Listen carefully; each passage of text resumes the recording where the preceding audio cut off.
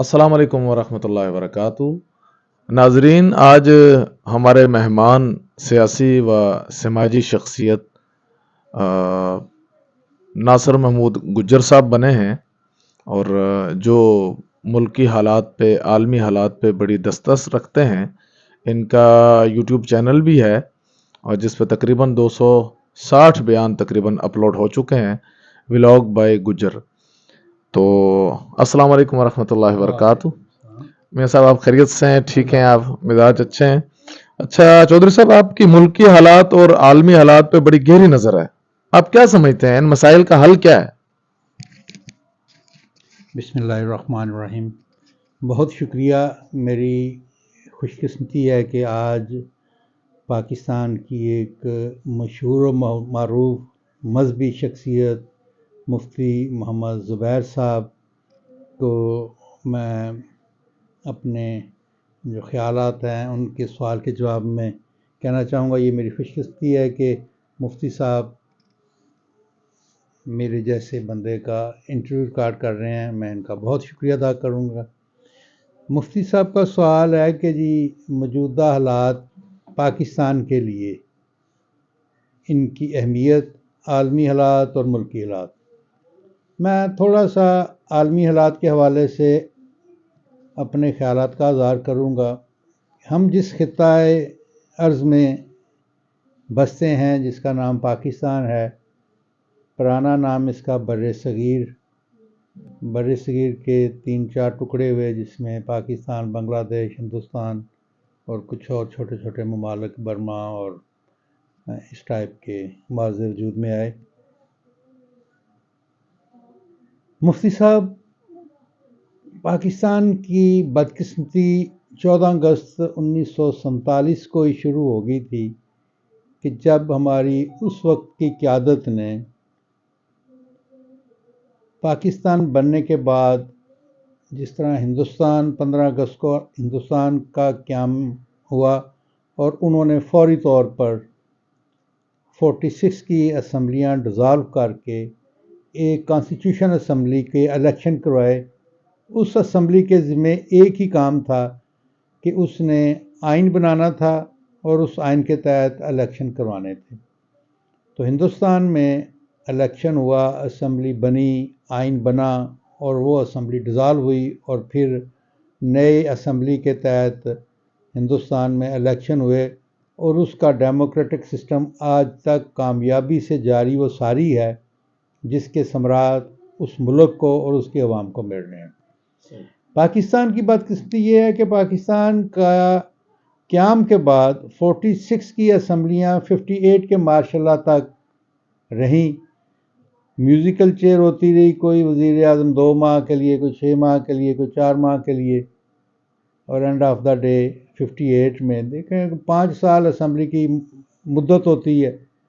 46 میں الیکشن ہوئے، وہ پاکستان کے نہیں تھے، وہ ہندوستان کے، متحدہ ہندوستان کے الیکشن تھے، مگر پاکستان بننے کے بعد وہ متحدہ ہندوستان کی اسمبلیاں پاکستان میں رول کرتی رہیں، جس کی وجہ سے پاکستان کا ڈیموکریٹک سسٹم چل نہ سکا، کیونکہ اسے پھر پہلا آزما جو تھے وہ چلنے ہی نہیں دے رہے تھے۔ 58 میں مارشل لا لگا، پھر ایوب خان نے اپنا آئین بنایا، اپنے آئین کو بنا کے اس نے خود سے اپنا آئین توڑا، پھر اس نے مارشل لا لگا کر حکومت یحییٰ خان کے حوالے کی۔ یحییٰ خان نے 70 کے الیکشن، جو اب تک کہا جاتا ہے کہ جی فیئر اینڈ فری الیکشن تھے، فیئر اینڈ فری الیکشن ہوئے، مگر جس جماعت کو اکثریت ملی اس جماعت کو اقتدار نہ دیا گیا، اور ملک دو لخت ہو گیا۔ اور جو باقی مائندہ پاکستان تھا، اس میں ذوالفقار علی بھٹو نے 73 میں آئین بنایا، اس آئین کو 77 میں جنرل ضیاء الحق نے توڑ دیا، اور پھر یہ میوزیکل چیئر آج تک جاری ہے۔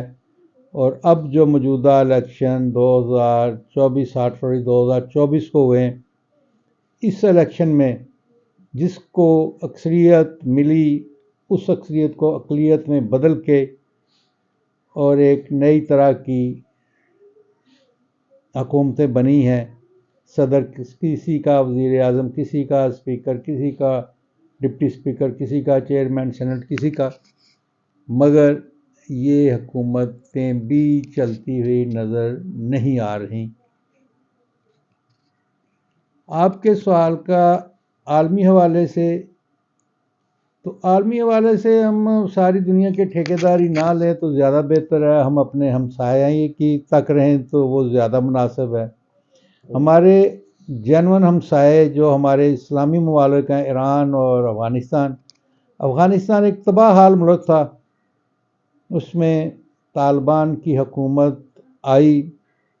اس حکومت کے آنے کے پیچھے پاکستان کا کیا رول تھا وہ ساری دنیا کو پتہ ہے، اور طالبان نے اپنے ملک کی وسائل کو استعمال کرتے ہوئے اپنے ملک کو پاکستان سے بہتر اکانومی ثابت کر دیا ہے۔ دوسرا ہمارا ہمسایہ ملک ایران، جس پہ عرصہ دراز سے 30-40 سال سے امریکہ نے پابندیاں لگائی ہوئی ہیں، مگر وہ ملک انٹرنلی ہم سے بہت بہتر اکنامک پوزیشن میں ہے۔ اور اگر ان دونوں ممالک کے تناظر میں ہم پاکستان کا موازنہ کریں تو پاکستان کی جو اکنامیکل پوزیشن ہے ان دونوں ملکوں سے اتنی بدتر ہے کہ جس کا آپ اندازہ نہیں کر سکتے۔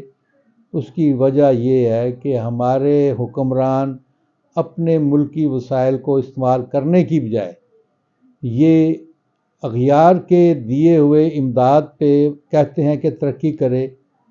مجھے کوئی ذی ہوش انسان یہ بتا دے کہ وہ قرضے اٹھا کے جو قرضہ سود والا ہو وہ اکنامیکلی منافع میں جائے، یہ ناممکنات میں۔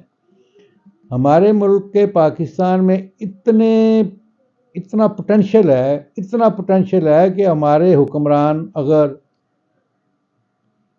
ملکی وسائل کو استعمال کرتے تو شاید ہم اس وقت دنیا کی ایک اور سپر پاور ہوتے۔ ہمارے پاس 4 موسم ہیں، دریا ہیں، نہری نظام ہے، ہماری زرعی زمین ہے، ہمارے پاس جنگلات ہیں، ہمارے پاس پہاڑ ہیں، ہمارے پاس ریگستان ہیں، مگر ہمارے پاس سندھ میں تھر میں دنیا کا سب سے بڑا کول ذخائر ہے، مگر ہم اتنے بدقسمت لوگ ہیں کہ ہمارے حکمران اپنے وسائل کو استعمال کرتے ہوئے یہاں امپورٹڈ آئل سے پاور ہاؤس بناتے ہیں کہ جو چلنے کے قابل نہیں ہوتے۔ ہم اپنے نہری نظام پہ پن بجلی گھر نہیں لگاتے کہ جس سے ہمیں فری بجلی ملے۔ ہم اپنی نہروں پہ، ہم اپنے دریاؤں پہ پن بجلی گھر نہیں بناتے کہ جس سے ملکی وسائل پہ رہتے ہوئے ہم ملک کو ترقی کے منازل طے کروائیں۔ ہم چاہتے ہیں کہ ہم امپورٹڈ آئل سے بجلی بنائیں اور اس بجلی سے ہم انڈسٹری چلائیں جو چلنے کے شاید قابل نہیں ہوگی، کیونکہ وہ انڈسٹری انٹرنیشنل مارکیٹ کا مقابلہ نہیں کر سکتی۔ اس کی وجہ یہ ہے کہ یہ باریاں لگائے بیٹھے ہیں، نظام نہیں بدلنا چاہتے، چہرے بدلتے ہیں۔ یہ اس لیے کہ ان کے پیچھے ہماری سول بیوروکریسی، ہماری ملٹری اسٹیبلشمنٹ، ہماری جوڈیشل ایکٹیویزم، ہماری جوڈیشری، یہ تمام لوگ سوائے اس بات کے کہ ہم ڈانگٹ پاؤ پالیسی کے تحت کہ ہمیں ایزی کم ایزی گو، کہاں سے ایسا پروجیکٹ ہو جس سے ہمیں باہری کک بیک مل جائیں اور ہم اپنے باہر کی دنیا میں اپنے خزانے بھریں اور ملک جائے باہر میں۔ اور یہی وجہ ہے کہ اب ہماری ملکی انڈسٹری کلیپس کر چکی ہے۔ ہمارا غریب آدمی اگر 2000 پر ڈے بھی کمائے تو وہ 2000 میں بھی اپنے گھر کا گزارا نہیں کر سکتا۔ تو ہمارا مڈل کلاس تو ویسے ہی یہ پچھلے 10-15 سال میں اور نزاع کے عالم میں ہے، مرے تو نہیں ہیں، مرنے کے قریب ہیں کہ ایک عام گھر کا سردیوں میں 15-20 ہزار بجلی کا بل، گیس کا بل 30-40 ہزار، پانی کا بل 5-6 ہزار۔ تو یہ مڈل کلاس تو ہماری مر چکی ہے۔ اس وقت زندہ وہی لوگ ہیں جو ملک کو لوٹ رہے ہیں، اور ہمارے حکمران باہر سے قرضہ اٹھاتے ہیں۔ وہ قرضہ بڑی بے دردی سے 10%، 20% لگتا ہے اور 80% قرضہ لینے والے خود کھا جاتے ہیں۔ چودھری صاحب، آپ نے تو سمندر کو کوسے میں بند کر دیا ہے۔ بڑی سیراسل گفتگو آپ سے لمبی بھی کی جا سکتی ہے، آپ بڑا اچھا تجربہ رکھتے ہیں۔ دوسرے سوال کی طرف ہم بڑھتے ہیں۔ پاکستانی سیاست میں مذہب کو کیوں آؤٹ کیا جاتا ہے؟ آپ کیا سمجھتے ہیں؟ مفتی صاحب، آپ کا سوال بہت زبردست ہے۔ دنیا میں اس وقت کوئی 56 اسلامی ملک ہیں۔ اور 56 اسلامی ممالک میں ایک ملک شاید کہہ لیں افغانستان اس وقت ہے کہ جس میں بڑے تھوڑے ٹائم میں مذہب کے حوالے سے مذہبی سپرمیسی افغانستان کے نظام میں ہے. یہ موجودہ جب سے طالبان آئے ہیں یا اس سے پہلے جب طالبان تھے تو مذہبی سپرمیسی جو افغانستان میں ہے یہ اس کو قائم کرنے کے پیچھے بھی افغانستان کے لوگوں کی ایک بہت بڑی جدوجہد ہے کہ انہوں نے روس کے خلاف جنگ لڑی، انہوں نے افغانستان کے اندر جو استعماری قوتیں ہیں ان کے حکمرانوں کے خلاف جنگ لڑی، پھر انہوں نے امریکہ کے خلاف جنگ لڑی، اور اینڈ آف دا ڈے آج وہ اپنی ثابت قدمی سے کامیاب ہوئے ہیں. تو وہاں ایک رول ماڈل تھوڑا بہت کہہ لیں کہ دین کے حوالے سے ہے. بدقسمتی سے اسلامی دنیا میں دین کو دور کرنے کی جو روش ہے وہ آج سے نہیں، اسلام کی حیا کے ساتھ ہی شروع ہو گئی تھی. میں آپ کو ایک چھوٹا سا، یہ ٹائم بڑا شارٹ ہے اور شارٹ ٹائم میں ایک جواب دینا چاہوں گا کہ ابتدائیہ اسلام میں مسجد ہماری سیاست کا مرکز ہوتا تھا. ہمارے 4 خلفائے راشدین نے جب تک سپریم ادارہ مسجد میں تھی، وہاں ہمارے اس وقت کے جو حکومت چلانے والے مجلس شورا کے اجلاس مساجد میں جب تک ہوتے رہے ہیں تو اسلام بھی آگے بڑھتا رہا ہے اور اسلام کی حکومتیں بھی آگے بڑھتی رہی ہیں. اور وہاں جو نظام تھا عشر زکوٰۃ کا، کہ ایک ٹائم ایسا آ گیا تھا کہ اسلامی حکومتوں میں زکوٰۃ لینے والے نہیں ہوتے تھے. بے شک. تو آہستہ آہستہ اسلامی حکومتوں میں مسجد کی اہمیت سیاست کے حوالے سے کم کرتے کرتے مسجد کو ہم نے صرف اور صرف 5 وقت وہاں جا کے اذان اور نماز پڑھیں اور ہمارا مسجد کے ساتھ تعلق ختم ہو. وہ تعلق ختم ہوتے ہوتے یہاں تک پہنچا ہے کہ اب مساجد بھی ہماری مسالک میں بڑھ چکی ہیں. سیاست تو بڑی دور کی بات ہے کہ جب ہماری مساجد میں دیکھیں جی، مساجد کا کوئی کنسیپٹ اگر خالی مذہب کے حوالے سے ہوتا تو نبی پاک صلی اللہ علیہ وسلم گھر میں بھی نماز پڑھنے کی اجازت دیتے. ایک مقامی محلے کی مسجد میں 5 وقت اہل محلہ مسجد میں آتے، ایک دوسرے کی خیریت معلوم ہوتی اور معاملات زندگی آگے بڑھتے. پھر اسی طرح جمعے کے لیے تھا کہ جی بڑی کوئی مسجد ہو پورے علاقے میں، پورے علاقے کے لوگ وہاں اکٹھے ہوتے، اپنے معاشرتی مسائل وہاں ڈبیٹ ہوتی، وہ ختم ہوا. پھر اسی طرح عیدین، بہت بڑے اجتماع ہوتے پورے علاقے میں کہ لوگ ایک دوسرے سے ملتے، اپنے مسائل پہ ڈبیٹ کرتے، وہ ختم ہو گیا. اب ایک محلے میں اگر 5 مساجد ہیں تو 5 میں عید کی نماز ہوتی. اب وہ نہیں ہے کہ جی کسی ایک جامع مسجد، کسی ایک بڑی مسجد میں اہل علاقہ سارے اکٹھے ہوں. تو سیاست کو جان بوجھ کے دین سے جدا کیا، سیاست کو دین سے جدا کرتے کرتے اب اس مقام پہ لے آئے ہیں ہم لوگ کہ سیاست کو کسی اور ڈائریکشن میں دھکیل دیا ہے اور مذہب کو کسی اور ڈائریکشن میں چلی گئی. یہ ہمارے ناکامی کی وجہ.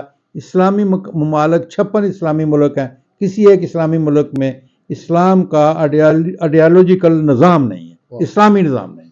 ٹھیک کہا تھا پھر کہ جدا ہو دین سیاست سے تو رہ جاتی ہے چنگیزی. تو آج ہم چنگیزی بنے ہوئے ہیں سارے. بالکل ایسے ہی. اچھا چودھری صاحب، ماشاءاللہ اچھی گفتگو چل رہی ہے. ہم بڑھتے ہیں اگلے سوال کی طرف. پاکستانی سیاست، عالمی سیاست، ماشاءاللہ ایک اچھی آپ کی نظر ہے. کشمیری سیاست میں بھی آپ کا بڑا اچھا رول ہے. سنا ہے وہاں ڈپٹی اسپیکر ریاض گجر صاحب آپ کے بڑے بیلی ہیں، اور چودھری محمد اسماعیل صاحب، اور کشمیری سیاست میں بھی آپ کا بڑا ہاتھ ہے. یہ کتنا سچ ہے؟ شاہ صاحب بہت شکریہ. آپ کو شاید آپ کے علم میں نہیں ہے کہ میرا خونی تعلق میرا کشمیر کے ساتھ ہے. میری والدہ آزاد کشمیر کے ضلع کوٹلی کے تحصیل سینسا کے ایک گاؤں سے ان کا تعلق ہے. ماشاءاللہ. تو ہمارے خون میں کہہ لیں کہ کشمیری خون ہے. تو اسی حوالے سے میرے والد محترم میرے دادا جان چودھری محمد اسحاق گجر صاحب، میرے والد مرحوم چودھری محمد یعقوب گجر صاحب آزاد کشمیر میں بہت بڑے ٹھیکیدار تھے۔ تو ہمارا ایک خونی تعلق، ایک روحانی تعلق اور ایک کاروباری تعلق کشمیر کی دھرتی سے 47 سے ہے۔ اسی تناظر میں بہت سے دوست ہیں، جس طرح تحصیل سینسے سے چودھری مظہر حسین صاحب MLA منتخب ہوتے رہے ہیں، سینسا سے چودھری محمد یعقوب جن کو میرے والد محترم نے سیاست سکھائی، وہ 3-4 دفعہ کشمیر کونسل کے ممبر رہے ہیں۔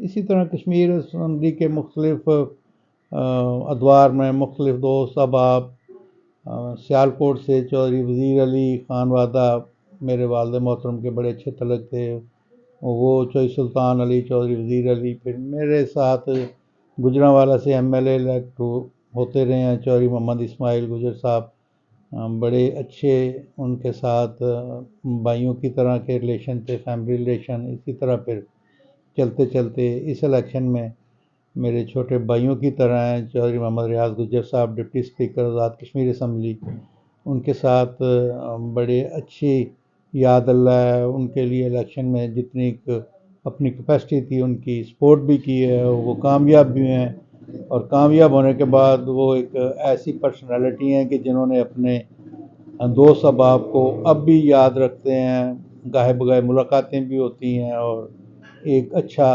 ریلیشن، اچھا تعلق کشمیر کی سیاست کے حوالے سے۔ ماشاءاللہ جی، ناظرین و سامعین آپ کا بہت شکریہ۔ آپ نے آج چودھری ناصر محمود صاحب کو سنا، اور ہم انشاءاللہ آگے بھی آپ سے اگلے ولاگ میں آپ سے ملیں گے، اور آپ اپنے جو ہے نا خیالات کا اظہار کمنٹس میں ضرور دیجیے گا۔